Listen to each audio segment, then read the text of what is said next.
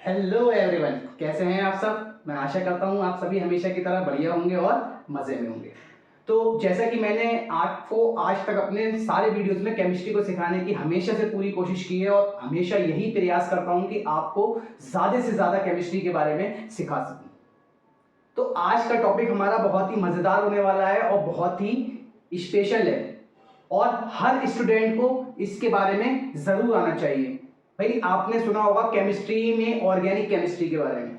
अब organic chemistry क्या है भाई? ऑर्गेनिक केमिस्ट्री एक बहुत ही बड़ा भाग है केमिस्ट्री के नजरिए से अगर आप देखें तो।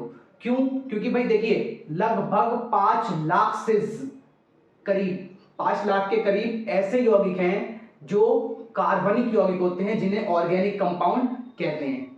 तो ऑर्गेनिक केमिस्ट्री की नींव कहां से रखें, कैसे ऑर्गेनिक केमिस्ट्री को सीखें और कैसे इसके बारे में पढ़ें। तो आज का क्लास बिना समय बर्बाद करते हुए क्लास को स्टार्ट करते हैं। और हमेशा की तरह मैं फिर आपसे एक बार कहना चाहूंगा, अगर आपको हमारा वीडियो अच्छा ना लगे तो आप क्या करेंगे, चैनल को अनसब्सक्राइब कर देंगे और वीडियो को डिसलाइक कर दीजिएगा। अगर अच्छा लगता है तभी लाइक, शेयर और कमेंट जरूर कीजिएगा, ठीक है। तो वीडियो को अंत तक बिना स्किप करे देखिएगा। तो चलिए टॉपिक स्टार्ट करते हैं। आज का हमारा टॉपिक क्या है? ऑर्गेनिक रसायन कैसे पढ़ें, ठीक है। ऑर्गेनिक रसायन कैसे पढ़ें।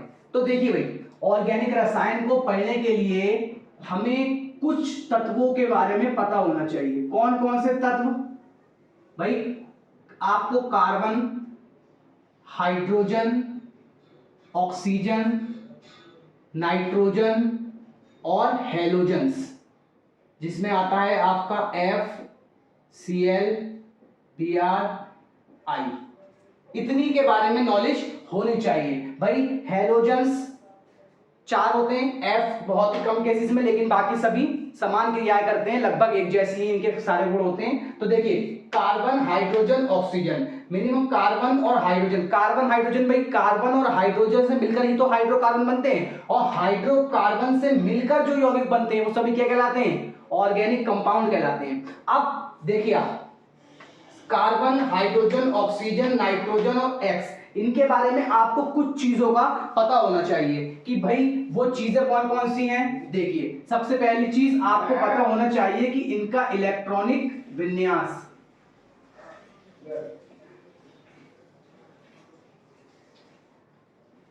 इनका इलेक्ट्रॉनिक विन्यास। दूसरी चीज आपको पता होना चाहिए बाहरी कक्षा में अनपेयर्ड इलेक्ट्रॉन। तीसरी चीज आपको पता होनी चाहिए संयोजकता।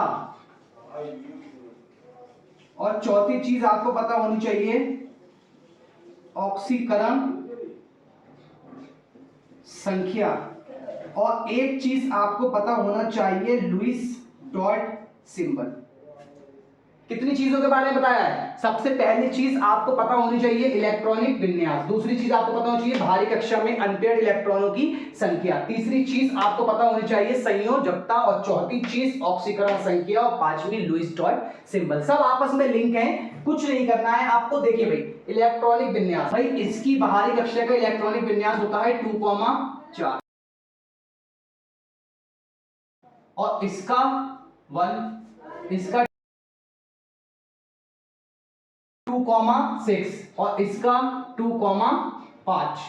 और इसकी बाहरी कक्षा में लास्ट में जो आते हैं ना, वो 2,7। किसकी में? Cl के लिए। अभी केवल हम Cl का इस्तेमाल कर लेते हैं। 17 होता है तो 2,8,7 केवल Cl का लिखा है मैंने यहां से। केवल अभी हम Cl का इस्तेमाल कर रहे हैं, बाकी के हम बारी बारी से निकाल सकते हैं आप इनके परमाणु क्रमांक को बेस पर। अब देखिए, बाहरी कक्षा में अनपेयर्ड इलेक्ट्रॉन कितने हैं भाई? कार्बन में कितने हैं? 4, और बंध बनाने में इसके 4 इलेक्ट्रॉन भाग लेते हैं। हाइड्रोजन में कितना है? 1। ऑक्सीजन, भाई ऑक्सीजन में देखिए बाहरी कक्षा में जो इसके आयुग्मित इलेक्ट्रॉन होते हैं वो होते हैं आपके 2।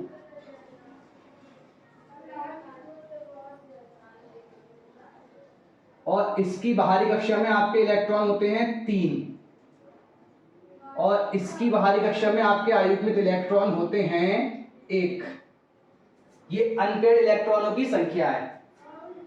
कैसे निकालते हैं, अगर आप इसके बारे में चाहें तो इलेक्ट्रॉनिक विन्यास और कक्षकों के बारे में थोड़ा सीख लीजिएगा, वहां से आप इसके बारे में और डिटेल में जान सकते हैं। अब आप देखिए इसकी संयोजकता। भाई जो बाहरी कक्षा में उपस्थित आयुग्मित इलेक्ट्रॉनों की संख्या होती है वही उस तत्व की क्या होती है, संयोजकता होती है। और जो जिस तत्व की संयोजकता होती है वही उसकी ऑक्सीकरण संख्या होती है। बस संयोजकता और ऑक्सीकरण संख्या में इतना फर्क होता है कि ऑक्सीकरण संख्या पे प्लस या माइनस का चार्ज लगा होता है, आवेश लगा होता है। अब देखिए भाई ऑक्सीकरण संख्या, तो इसका भाई कार्बन की प्लस या -4 दोनों हो सकती है, क्योंकि ये उस वर्ग में आता है, मैंने पीछे तरीका बताया इसका, आप देख लीजिएगा। और हाइड्रोजन की +1, ऑक्सीजन की -2 क्योंकि आधातु है, और नाइट्रोजन की -3 हो जाएगी, और हैलोजेंस की -1 हो जाएगी, सभी हैलोजेंस की। ये मोस्टली इनकी सामान्य ऑक्सीकरण संख्या है। अब इसके बाद में बारी आती है लुईस डॉट सिंबल की। लुईस डॉट सिंबल अभी हम बाद में सीखेंगे, थोड़ा सा पहले आप इसके बारे में एक चीज और समझ लीजिए। यहाँ पर जो कार्बन है ना, मैंने यहाँ पर प्लस माइनस दोनों लगाया है। कार्बन में भी कुछ गुण ऐसे होते हैं जो उपधातु की तरह, कार्बन में भी कुछ गुण उपधातु की तरह पाए जाते हैं। अब देखिए भाई लुईस डॉट सिंबल, देखो भाई कार्बन की बाहरी कक्षा में कितने इलेक्ट्रॉन हैं भाई, 4। तो 1 2 3 और 1 4। इस तरीके से हाइड्रोजन की बाहरी कक्षा में कितने इलेक्ट्रॉन हैं, 1। और ऑक्सीजन की बाहरी कक्षा में कितने इलेक्ट्रॉन हैं, 6। टोटल इलेक्ट्रॉन कितने हैं, 6। तो 1 2 3 4 5 6। इस तरीके से नाइट्रोजन की बाहरी कक्षा में कितने इलेक्ट्रॉन हैं, 5। तो 1 2 3 4 5। पहले सिंगल सिंगल रखिए चारों कोनों पर, फिर एक पे ऐड कर दीजिए इस तरीके से। अब इसमें हैलोजेंस में, भाई हैलोजेंस में अभी हम Cl का इस्तेमाल कर रहे हैं। Cl की बाहरी कक्षा में कितने इलेक्ट्रॉन हैं, 7। तो 1 2 3 4 5 6 7।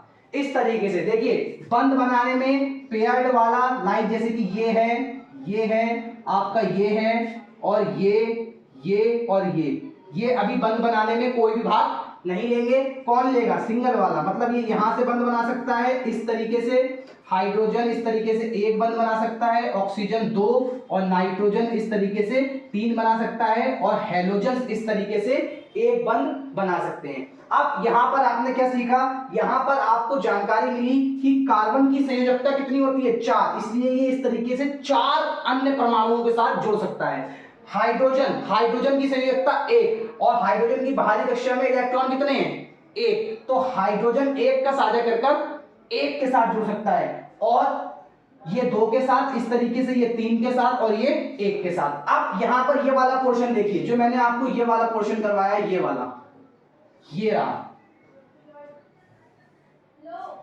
देखिए अगर आप इस पोर्शन को नहीं लिखते हैं तो भी कोई फर्क नहीं पड़ेगा, आप इसके थ्रू भी काम चला सकते हैं। लेकिन इस पोर्शन से एक स्पेशलिटी क्या है, इस पोर्शन में ये बेनिफिट है आपका कि यहां पर आपको डायरेक्ट ये पता चल रहा है कि बाहरी कक्षा में आयुग्मित इलेक्ट्रॉनों की संख्या कितनी है। और किसी भी परमाणु की बाहरी कक्षा में जो आयुग्मित इलेक्ट्रॉन होते हैं तो रासायनिक बंध बनाने में वही इलेक्ट्रॉन भाग लेते हैं। ठीक है, तो इस तरीके से आपको कितनी बातें सिखाई हैं भाई, आप इन चीजों की गार्ड बांध लीजिए। सिर्फ कार्बन, हाइड्रोजन, ऑक्सीजन, नाइट्रोजन और हैलोजन। कभी भी आप ऑर्गेनिक केमिस्ट्री को पढ़ते पर कोई गलती नहीं करेंगे, और ऑर्गेनिक रसायन, कार्बनिक रसायन आपके लिए बहुत ही सरल हो जाएगी, और आपको केमिस्ट्री को पढ़ने में और मजा आने लगेगा, दिलचस्पी जागेगी कि भाई मैं इसके बारे में और सीख जाऊं, मुझे और सीखना चाहिए। अब फिर आपको क्या पता करना है, इलेक्ट्रॉनिक विन्यास, बाहरी कक्षा का इलेक्ट्रॉनिक विन्यास। अब इलेक्ट्रॉनिक विन्यास से आपकी ये जो बाहर वाली कक्षा होती है, इससे आपको बाहरी कक्षा के क्या मिल जाते हैं, इलेक्ट्रॉन मिल जाते हैं, ये बाहरी वाली कक्षा के, जैसे इसका 7 है। अब जब ये इलेक्ट्रॉन मिल जाते हैं तो बाहरी कक्षा के थ्रू हम पता लगा सकते हैं कि उसमें अयुग्मित इलेक्ट्रॉन कितने हैं और युग्मित इलेक्ट्रॉन कितने हैं। तो इतनी बातों को आप कॉपी पर लिख लीजिए अच्छे से और फिर देखिए ऑर्गेनिक केमिस्ट्री कैसे चलती है। और इस लुईस डॉयट सिंबल के बारे में आप इतना पता लगा लीजिए, कार्बन के 4 रासायनिक बंध, हाइड्रोजन का 1, ऑक्सीजन के 2, नाइट्रोजन के 3 और Cl का 1, क्लोरीन का 1 होता है। इस तरीके से आप इतनी बातें अच्छे से सीख लीजिए। अब देखिए अब हम करते हैं इसकी प्रैक्टिस कि भाई कैसे इसकी सहायता से ऑर्गेनिक केमिस्ट्री को आसान बनाया जाए। तो देखिए हम करते हैं पहला एग्जाम्पल, सपोज CH4 मीथेन है। अब ये कैसे बना, क्यों बना, ये सब सीखते हैं। अभी मैं यहां पर आपको थोड़ी सी इनकी रासायनिक अभिक्रियाओं के बारे में भी थोड़ी सी नॉलेज आपको यहीं पर मिल जाएगी कि जब टूटेगा तभी तो बनेगा, और पहले जब पुरानी चीज को बनाना सीखोगे तभी तो उसको तोड़ भी सकते हो आसानी से, है नहीं है। तो CH4, अब CH4 भाई CH4 कार्बन में मैंने अभी आपको यहां पर क्या सिखाया, 4 से युक्त। तो कार्बन के पास कितने इलेक्ट्रॉन रहे होंगे, 4 इलेक्ट्रॉन इस तरीके से। और हाइड्रोजन के पास कितना होता है, 1 इलेक्ट्रॉन। तो एक हाइड्रोजन कार्बन के एक ही इलेक्ट्रॉन के साथ तो साझा कर सकता है इस तरीके से। तो इस तरीके से दूसरे पर दूसरा हाइड्रोजन, तीसरे पर तीसरा हाइड्रोजन और चौथे पर चौथा हाइड्रोजन। इस तरीके से ये आपका CH4 की क्या हो गया, इसे आप लुईस डॉट सिंबल नहीं बोल सकते हैं भाई, एक इलेक्ट्रॉन का साझा, या इसे आप ऐसे करके बना सकते हैं भाई कार्बन की बाहरी कक्षा में कितने इलेक्ट्रॉन है, 4 इलेक्ट्रॉन, इस तरीके से बना लीजिए आप इसे। और हाइड्रोजन की बाहरी कक्षा में 1 इलेक्ट्रॉन है। और याद रखिए हर परमाणु की कहानी है कि हर परमाणु चाहता है उसकी बाहरी कक्षा में 8 इलेक्ट्रॉन पूरे हो जाएं, उसका अष्टक पूर्ण हो जाए। परंतु हाइड्रोजन एक ऐसा परमाणु है जो चाहता है केवल उसकी बाहरी कक्षा में 2 ही इलेक्ट्रॉन पूरे हो जाएं और वो 2 इलेक्ट्रॉनों में खुश रह लेता है। तो अब देखिए क्या होगा भाई, हाइड्रोजन ने इससे 1 इलेक्ट्रॉन लिया, इसने इससे 1 इलेक्ट्रॉन लिया, इसने इससे 1 इलेक्ट्रॉन लिया, इसने इससे 1 इलेक्ट्रॉन लिया। इस तरीके से हाइड्रोजन के कितने हो गए, चारों हाइड्रोजन के 2-2 इलेक्ट्रॉन होगा जो उन्हें बाहरी कक्षा में करना थे। अब कार्बन के पास 4 है, कार्बन को कितना करने हैं, 8। तो उसने जिसको दिया है उससे 1-1 इलेक्ट्रॉन क्या करेगा, ले लेगा। और इस तरीके से, या आप इसे इस तरीके से बना लीजिए लुईस डॉट सिंबल, या आप इसे इस तरीके से इसकी बंध संरचना बना लीजिए। बंध संरचना बनाएंगे ज्यादा बेटर रहेगा, क्योंकि रासायनिक अभिक्रियाओं में इसी की बदौलत रासायनिक अभिक्रियाएं बहुत आसान हो जाती हैं। पहले आप इस चीज को नोट कर लीजिए, फिर अभी हम इसके बारे में और कुछ सवालों को और करते हैं कि कैसे बड़े बड़े फॉर्मूलों में पिरोया जाए इन चीजों के बारे में। तो आप इसका स्क्रीनशॉट ले लीजिए, ले लिया स्क्रीनशॉट, ठीक है।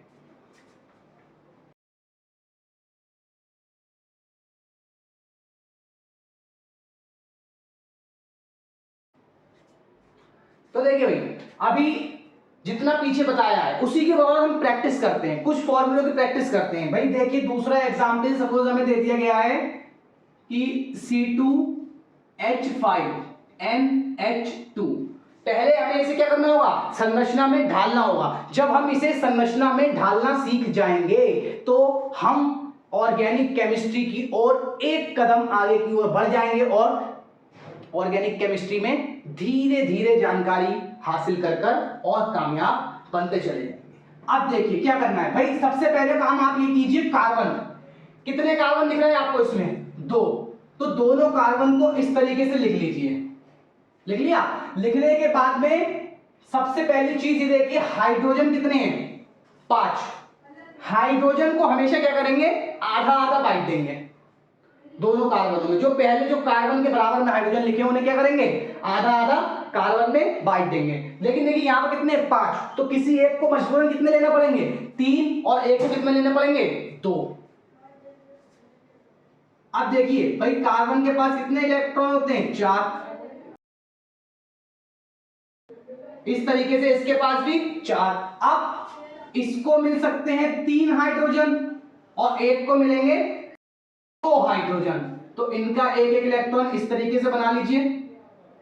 अब देखिए इनको क्या करिए, बंध के सहारे जोड़ दीजिए इस तरीके से। अब इतना होने के बाद में भाई इन दोनों कार्बन को आप सिंगल बॉन्ड से जोड़ दीजिए। अब आगे के लिए क्या बचा है, आगे आया N, तो N यहां पर N लिखिए, और N के मैंने अभी पीछे जस्ट आपको बताया है N की बाहरी कक्षा में अनपेयर्ड इलेक्ट्रॉन कितने होते हैं, 3, तो N के बाहरी कक्षा में 3 इलेक्ट्रॉन आप इस तरीके से बना लीजिए। अब N के एक इलेक्ट्रॉन को आप इससे जोड़ दीजिए और N पर कितने हाइड्रोजन दिख रहे हैं आपको, 2, तो इस तरीके से दोनों हाइड्रोजनों को इस तरीके से जोड़ दीजिए और ये आपका एथिल एमीन होता है इसका नाम। ये आपका एथिल एमीन का क्या हो गया, संरचनात्मक सूत्र हो गया। अब जब आप इसकी क्रियाओं के बारे में पढ़ेंगे तो आपको पता होना चाहिए भाई ये इसका क्या है, क्रियात्मक समूह है और ये ही क्रिया में भाग लेगा। जब ये क्रिया में भाग लेगा तो भाई आप इसकी क्रिया यहीं से ब्रेक कर कर जहां से जो चीज टूटेगी दूसरे को उस पर जोड़ते चले जाइएगा, क्रियाएं होती चली जाएंगी। मैं आपको आगे ऑर्गेनिक केमिस्ट्री के बारे में भी, रिएक्शनों के बारे में क्लास जरूर लूंगा और मैं उस पर आपको जरूर सिखाऊंगा कि ऑर्गेनिक केमिस्ट्री की जितनी भी रासायनिक अभिक्रियाएं हैं उनको सरल और आसान तरीके से बिना रटे कैसे बनाना सीख सके, कि हमें रटना ना पड़े और ऑर्गेनिक केमिस्ट्री हमें बहुत अच्छे तरीके से आ जाए। इस तरीके से चलिए और फॉर्मूले करते हैं एक दो। सपोज ये एक फॉर्मूला दे दिया उन्होंने CH3 CH2 CH2 CH3। अब देखिए क्या करना है, फिलहाल ये M ब्यूटेन है, अभी हमें यहाँ नाम नहीं सीखना है, तो इसका हमें करना क्या है, क्या बनाना है भाई, इसका हमें लुईस डॉयट सिंबल के बेस पर संरचनात्मक सूत्र बनाना है। तो देखिए क्या करेंगे, कितने कार्बन दिख रहे हैं आपको, 4, तो सबसे पहली चीज चारों कार्बनों को इस तरीके से लिख लीजिए और लिखने के बाद में भाई सबको सिंगल बॉन्ड से जोड़ दीजिए। जोड़ने के बाद में जिस कार्बन के आगे जितने जितने हाइड्रोजन लगे हैं उन हाइड्रोजन को उन्हीं कार्बन पर अटैच कर दीजिए। और एक आपको पता होना चाहिए H कितने बॉन्ड से जुड़ता है, एक बॉन्ड से। इस पर 3 हाइड्रोजन है, इस पर 2 हाइड्रोजन है और इस पर भी आपके 2 हाइड्रोजन है और इस पर कितने हाइड्रोजन है आपके, 3 हाइड्रोजन है। इस तरीके से ये आपका N ब्यूटेन का कम समय में तेजी के साथ क्या बन गया, संरचनात्मक सूत्र बन गया। एक और सवाल करते हैं, थोड़ा सा फॉर्मूले को हम बड़ा करते हैं इस तरीके से भाई, CH3 CH2 CH2 CH2 CH2 NH2 ये दिया है। अब देखिए क्या करें भाई, इसका भी हम क्या बनाएंगे, ध्यान मत दीजिए कि क्या चीज हम पढ़ रहे हैं। जब हम किसी चीज को बना रहे होते हैं तो कुछ देर के लिए भूल जाइए कि ये चीज रूल को फॉलो कर रही है या नहीं कर रही। मेरे कहने का अर्थ ये है कि आप फॉर्मूले को देखकर सोच रहे हो कि ये चीज भाई दुनिया में पाई जाएगी नहीं पाई जाएगी। हम यहाँ अभी ये सीख ही नहीं रहे कि कौन सी चीज दुनिया में है या कौन सी नहीं है। हम सिर्फ ऑर्गेनिक केमिस्ट्री का क्या बनाना सीख रहे हैं, संरचनात्मक सूत्र बनाना सीख रहे हैं, जिससे ऑर्गेनिक केमिस्ट्री पढ़ना आसान हो सके, सरल हो सके। तो देखिए यहाँ पर क्या कीजिए भाई, आपको ये दिख रहा है, इसमें आपको कार्बन को काउंट कर लीजिए कि 1 2 3 4 5 कितने कार्बन है, 5 कार्बन है। तो आप पांचों कार्बन को सिंगल सिंगल बॉन्ड से इस तरीके से जोड़ दीजिए। अब जोड़ने के बाद में पांचों कार्बन को आप देखिए, पहले पर कितने हाइड्रोजन है, 3, तो इस तरीके से CH3, दूसरे पर 2 तो CH2, तीसरे पर 2, इस पर भी CH2, चौथे पर भी 2, इस पर भी, और इस पर भाई यहाँ पर कितने हैं, 1 2 3 4, 3 और 2 5। अब इस कार्बन पर भी कितने H, 2H। अब आगे कौन आ गया, N, सिंगल बॉन्ड से जोड़ दीजिए पहले, लेकिन N की होती कितनी है, 3 होती है। और जब N की 3 होती है तो N पर 2H हैं वो आप इस तरीके से N पर जोड़ दीजिए। ये आपका इसका संरचनात्मक सूत्र हो गया। इस तरीके से आप ऑर्गेनिक केमिस्ट्री में किसी भी संरचनात्मक सूत्र को उठाइए, घर पर प्रैक्टिस कीजिए और इसके संरचनात्मक सूत्र इस तरीके से बनाते चले जाइए। ये तो हो गई हमारी इतनी बात, लेकिन मैं अभी आपको इसमें थोड़ी सी बात और बताता हूं। देखिए आपने पीछे पढ़ा होगा, और हाइड्रोकार्बन कितने प्रकार के होते हैं, 3 प्रकार के, एल्केन, एल्कीन, एल्काइन। भाई देखिए जब कार्बन कार्बन के बीच सिंगल बॉन्ड पाया जाए तो इनको क्या कहते हैं, एल्केन। जब कार्बन कार्बन के बीच डबल बॉन्ड पाया जाए इनको क्या कहते हैं, एल्कीन। और जब कार्बन कार्बन के बीच ट्रिपल बॉन्ड पाया जाए तो इनको कहते हैं एल्काइन। और इस तरीके से 3 ही प्रकार के, ये 3 प्रकार तीन प्रकार के हाइड्रोकार्बन आपके होते हैं। अब इन तीनों प्रकार के हाइड्रोकार्बनों को, अभी तो हमने केवल सिंगल बॉन्ड वाले बनाए ना भाई, सपोज वो डबल बॉन्ड वाला भी ले सकता है। तो एक एग्जांपल करते हैं इस तरीके से। अभी यहाँ पर पता लगाएंगे कि डबल बॉन्ड ट्रिपल बॉन्ड कब आता है, क्यों आता है। तो देखिए जैसे एक इन्होंने फॉर्मूला दे दिया है हमें,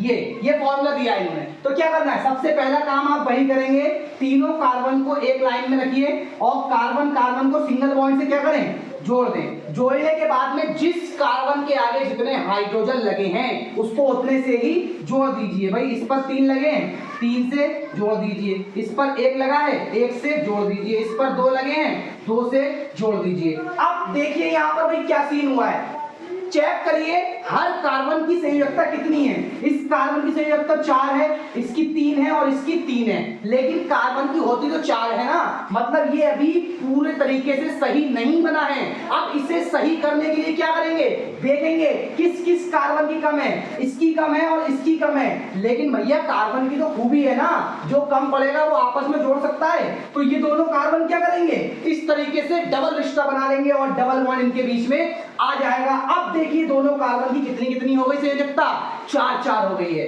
इस तरीके से एल्कीन का बन गया। अब किसी केस में हाइड्रोजन की कमी, अगर मान लीजिए हाइड्रोजन एक होता है, जैसे सपोज एक एग्जांपल इसका यहां पर कर लेते हैं, छोटा सा एक एग्जांपल यहां पर कर लेते हैं। देखिए भाई जैसे कि उन्होंने दे दिया CH और CH, या बोल दिया इस तरीके से बोल दिया कि C2H2।